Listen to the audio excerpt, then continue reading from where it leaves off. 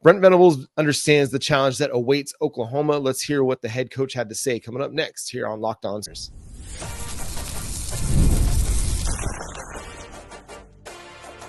You are Locked On Sooners, your daily podcast on the Oklahoma Sooners. Part of the Locked On Podcast Network, your team every day. All right, so we talked about what the challenge awaits for the Oklahoma offense and the Oklahoma defense and the Texas offense. Brent Venables spoke on his radio show and discussed what the challenge is for the Oklahoma Sooners, but he also had this to say. Texas is going to be a great challenge. I think 4 times in the last 20 years, you've had a favorite by 13 plus points, and those 4 games have been 2-2.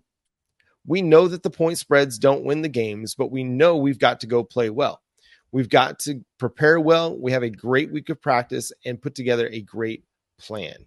Jay, I mean, we saw this past weekend in the Texas A&M and Missouri games, how those point spreads can be a little bit revealing as to what these teams look like now. Texas favored by more than 14 points going into the game, but it's a rivalry game, so it's hard to always judge what this is going to be. And Venables said it himself, 2-2 in spreads that are 13 plus over the last 20 years. So again, that's not going to guarantee Oklahoma anything. At the same time, we just talked about how Oklahoma's defense can keep this one a tight one. Yeah, the Oklahoma defense has a really good chance to keep this one close, and the offense has a good chance to surprise a lot of people, right? One of the big things that the Sooners defense and offense has, kind of struggled with is being complementary to each other. And BV is correct, right? This is going to be a big challenge. And you said it perfectly, John. Over the last couple of weeks, man, we've watched teams just completely go the opposite direction of their spreads. And I think that Alabama loss as the number 1 team has really thrown a little wrench into a lot of people's predictions this season. Nobody expected Vanderbilt to go be at home and win that game. Some people didn't believe that Bama was going to be Georgia. And then a week later that happens. And so we know that this game means a lot more on both sides.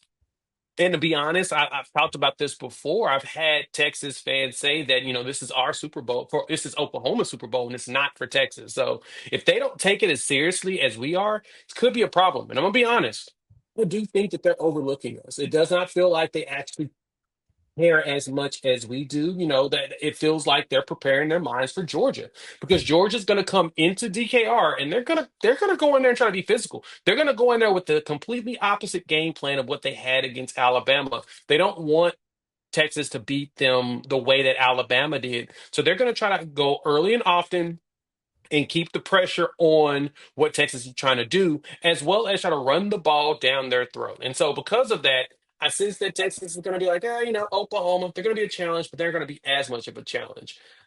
The last time that this spread was this high, I believe that I think Texas did end up winning it convincingly. But I think the last time that Oklahoma's dealt with the injuries that they've dealt with this year, we actually the game actually ended up being like 16-13 in 2009. And so it was a lot closer because the defense was really, really stout, but we lost Sam Bradford to start the year, and Bob Stoops had to figure out a few different things. We had Landry Jones, who was a redshirt freshman out there playing or whatnot. And so the question now is, can Michael Hawkins outperform what we got out of Landry Jones, who statistically is one of the top quarterbacks to play at Oklahoma? I think going into this one with Michael Hawkins, they're going to be less conservative than what they were 2 years ago in the Red River Showdown when they were without Dylan Gabriel. And their offensive game plan for that week was Wildcat. And it worked for a minute. And then Texas decided, hey, we're done with that. And you didn't trust Davis Bevel to throw the football. You didn't trust Nick Evers to be in the game. And I just think that they have a lot more trust in Michael Hawkins than they did any of the quarterbacks that they had available to them in 2022. So you're not going to see an offensive game plan like that. Now, Oklahoma's got to be better running the ball than they were that game. They were running the ball pretty well, but they couldn't cash in when they got on Texas's side of the field. They've got an offensive line that got healthier going into Auburn. Now they've had 2 weeks to get ready for Texas. More time to be healthy, more time to just gel as a unit. I think that's going to benefit them. And again, you're not going up against a Texas defensive line that I think is as good as what they had a year ago. talented dudes. Colin Simmons, a true freshman as well, a very talented player he's gonna test Oklahoma's offensive line. But you don't have the dudes in the middle, like a Tavondre Sweat and the other guy, I'm blanking on his, Byron Murphy. You don't have those guys. No, good players, but do you have top 100 picks in the NFL draft on your defensive line right now? Future Colin Simmons, but are they that right now? We knew that with Tavondre Sweat and Byron Murphy last year, right? They were two of the most highly sought after defensive tackles in the 2024 draft class. And so it's a little bit different ballgame. And so Oklahoma's offensive line has to step up because you're going to have to get some things going in the run game so that you're not putting Michael Hawkins in 3rd and long situations against those really talented edge rushers that Texas is going to have.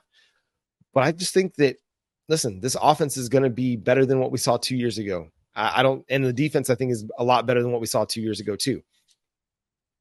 And so this is a big game. It's a big test, but I don't know, man. I just have a feeling that it's going to turn out to be a lot closer of a ball game than everybody's giving credit for. I think you're right. There's a lot looking ahead to the primetime game against Georgia that's going to be at DKR, and it's going to be easy for Texas and Texas fans to look ahead to that one, whereas Oklahoma fans, listen, South Carolina is going to provide some challenges and some tests, but nobody's looking past Texas to South Carolina. And that's no disrespect to South Carolina. It's just we understand the prize that sits ahead of us. You go beat Texas, and that changes the trajectory of your season. Also, big Dwayne "The Rock" Johnson eye roll gif on this being Oklahoma Super Bowl and not Texas's. You can see the difference in our numbers here for the show, in the social media interactions that are happening. Texas cares just as much about this one as Oklahoma fans do. Yeah, they pretend they don't, but we all know that they should. But, yeah, it is what it is. But at the same time, Oklahoma, luckily, the way the Sooners are playing now, they've got some continuity in the offensive line. This will probably be the 3rd week that we have the same guys playing on the offensive line. And that's going to be very, very helpful. And the one thing we like to do is we will body up against Texas. We care.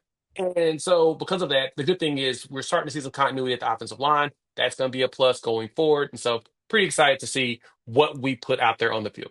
Yeah, Texas is going to be feeling my 4-year-old son's favorite song in this one, The Thunder. They're going to feel that thunder, the lightning and the thunder, because Oklahoma's going to bring the physicality. They're not going to back down at all from the Longhorns because they saw what they could do last year against a really good Texas team. Again, that was a top 5 Texas team that Oklahoma bodied up and ended up beating. So who's going to start for Texas at quarterback? I think we've got a pretty good answer about that going ahead. How's it going to matter for Oklahoma? What can they do? We'll discuss coming up next on Locked On Sooner.